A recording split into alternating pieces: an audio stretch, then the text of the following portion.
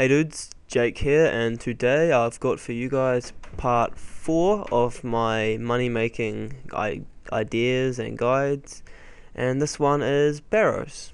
I hope you enjoy. Okay, so first things first, getting there.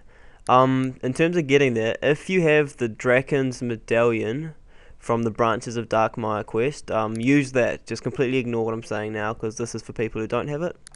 So the way I do it to get there, because this money making guide, as I always say, it's not generally like money per hour. It's sort of how I've been doing it and how you could do it if you want to do it. So what you're going to want to do is get a house, have an altar in it for your prayer, and install a Kirill portal. That's that one there. And then you go straight into your Kirill portal and you'll turn up in Canifis. And now what you can do, you have to have done, I think, In Search of the Myrite quest to do this shortcut. But it's a really easy shortcut, really easy quest. And what you do is you just run across here behind the building, jump down this trapdoor, and then if you follow through this trapdoor, you search the wall here, and what will happen is you'll come out on the other end inside the swamp. And if you run through the swamp, follow the directions that I take, you can jump on board the swamp boat, and that'll take you straight to Barrows. It's probably about a minute or two run, so it's really quick, and it's like, it's no hassle to bank. And yeah, so this is what I used to do. I haven't really done Barrows much lately, because sort of, I guess it was more for me when I had a really small bank. But yeah, this is what I do now. I'll quickly mention my setup. For setup, really for Barrows, you can have pretty much anything you want. I prefer to mage and switch. A lot of people just use rapiers, but I like maging because it hits really accurately on the brothers. It kills them nice and fast. Just grab yourself a polypore staff. It's cheap as chips, and it will pretty much tear through them.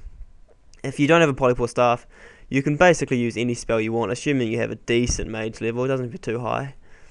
In terms of food, depending on your level, I normally just bring 1 or 2 food sort of for emergency, like for Verac or for the tunnels. I usually end up only using 1 dose of prayer potion because I kill them real fast. But if you're a lower level, you want to bring a couple of prayer pots, maybe some stat boosting pots to help you kill them a bit faster. A ring of wealth if you aren't wearing one already, and some teleports. And I'll replay once I'm back on the brothers. Okay, so this is the order I do it in. I always go for all the melee brothers first, and to be honest, that's essentially just because I'm lazy and I don't want to have to switch my gear back and forth a whole lot. So I always start off with Darok because he's the one that you most need the prayer points for. For example, like Verac, you don't actually need to pray against him because he hits through it anyway. So quite often what I'll do is I leave Verac till the very last, and that way if I run out of prayer, it's no biggie and I don't have to waste a prayer pot. Okay, so Darok's dead. And now I'll run south down to Torag's little crypt. Beauty now is you don't have to have a spade. This is Guthan, sorry, not Torag. You don't need a spade, so run in, click on the tomb, kill them. If you get the tunnel, what you do is you just leave it till last. That's a little hint. But yeah, as you can see with Polypore, I sort of like 2 or 3 hit most of these brothers, really easy.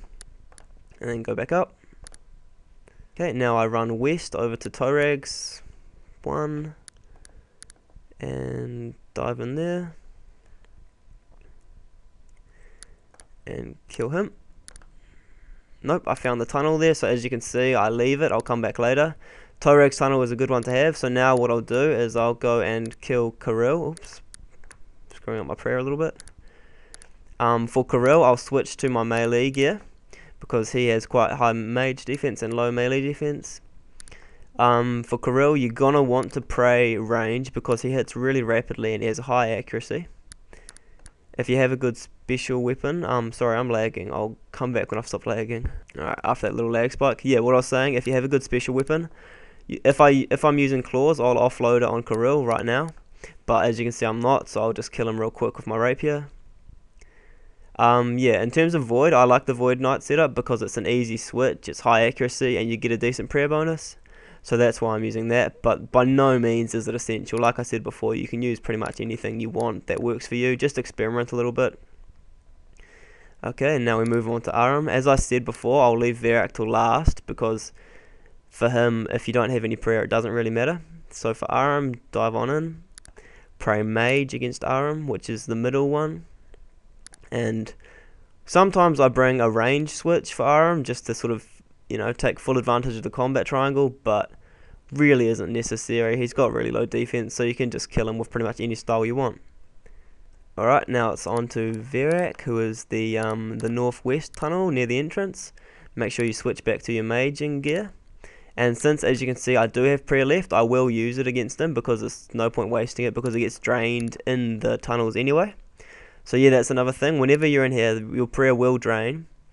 I'm just killing him just because... Sorry, I'm just using prayer just because I've got it, and if I don't use it, it'll drain when I'm running through the tunnels anyway, so it's kind of like use it to speed up your kills, and that's him finished. So now what you want to do is you want to run back to the brother you had your tunnel with. As you can see, for me it was Torag, and I switched to my melee gear here because when I'm in the tunnels I quite often like to kill a few of the worms and the skeletons because apparently you get higher chance of having runes. I'm not sure if that's true or not, but I think it's worth a shot.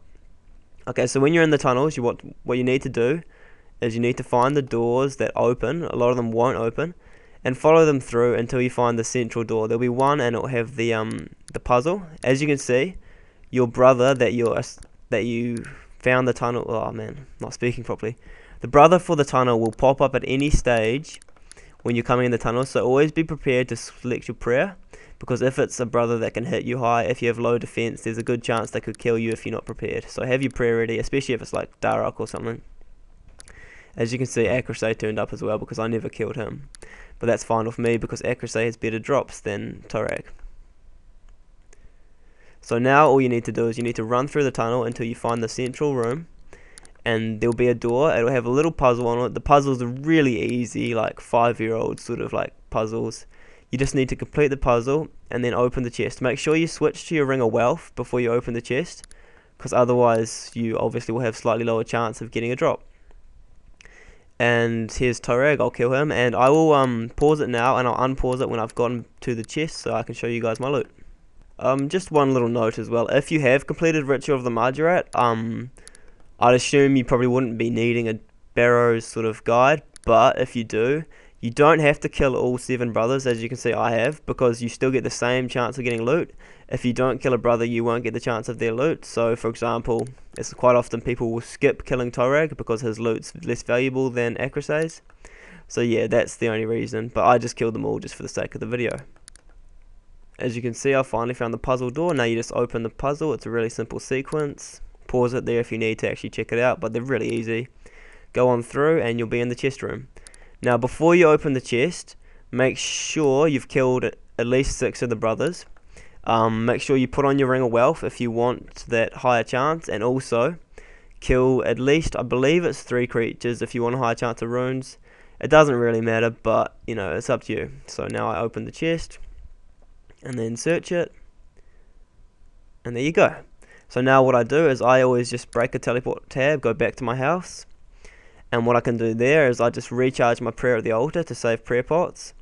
I need to change my settings.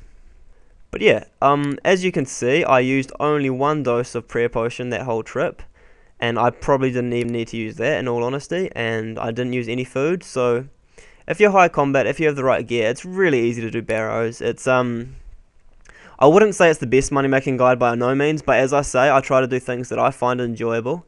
And so yeah, do a bit of Barrows. You can do quite a few runs and you get loot, maybe 1 in 20 runs. Quite often you get more often than that, quite often you don't. But yeah, it's a good fun thing. It's kind of like maybe if you're getting bored of skilling, go and do a few Barrows runs and earn yourself a little money.